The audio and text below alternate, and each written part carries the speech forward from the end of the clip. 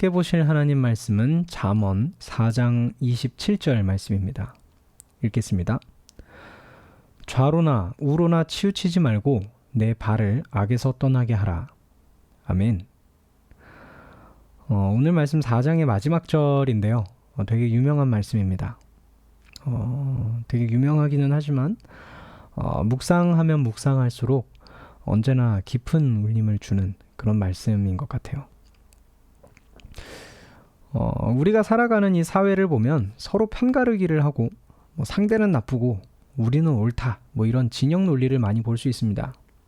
크게는 국가 단위의 이념 갈등, 정치에서는 진보와 보수, 작게는 누구누구를 따르는 사람들 이런 것까지 어느 곳에 있든지 어느 시대를 살아가든지 이러한 일들을 볼 수 있는 것 같습니다.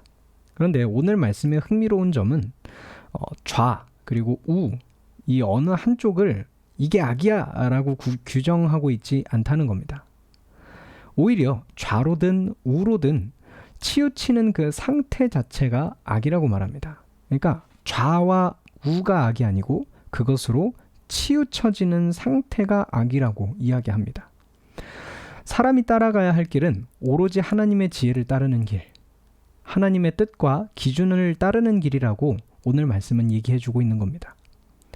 어떤 굉장히 좋아 보이는 것이 있다고 하더라도 혹은 어떤 굉장히 옳아 보이는 논리가 있다고 하더라도 그 기준, 그 하나님의 뜻을 따르는 그 기준을 벗어나면 악한 것이라고 오늘 말씀은 얘기해주고 있습니다.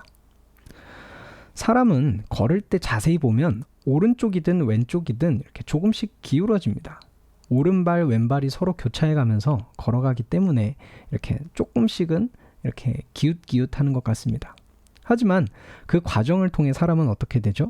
앞으로 나아갑니다. 걷는 행위가 미숙하는 되게 어린 아이 때는 좀 많이 기울기도 하고 넘어지기도 하고 그러죠. 하지만 익숙해지면 그냥 걸어가는 것뿐만이 아니라 뛸 수도 있고 이렇게 그 높이 뛰기를 할 수도 있고 달리기를 빠르게 갈 수도 있게 되어집니다. 인생길을 걷다 보면 우리에게 이런 가르침이 들리기도 하고 혹은 저런 유혹이 찾아오기도 합니다. 때로는 귀가 솔깃하기도 하고 고개가 그쪽으로 돌아갈 수도 있습니다.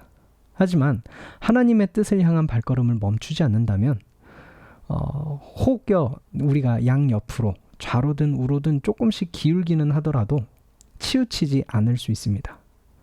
넘어지지 않는 순간이 오게 될 것입니다.